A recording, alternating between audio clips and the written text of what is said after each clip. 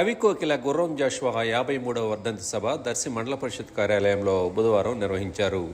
దళిత సేన ప్రజా సంఘాల ఆధ్వర్యంలో నిర్వహించిన ఈ వర్ధంతి సభకు రాజ్పూడి మోషే అధ్యక్షత వహించగా ముందుగా గుర్రం జాషువా చిత్రపటానికి పలువురు పూలమాలలు వేసి ఘనంగా నివాళులర్పించారు. వ్యవసాయ శాస్త్రవేత్త డాక్టర్ వరప్రసాదరావు, తెలుగు పండితులు ఎస్వి సుబ్బారెడ్డి, సంఘ సేవకులు జీవి రత్నం, జి ప్రేమ్ కుమార్, గోవింద ప్రసాద్, కావూరు నాగమణి, కోరే చినసుబ్బారావు, పలువురు కళాకారులు ఈ సభలో పాల్గొన్నారు.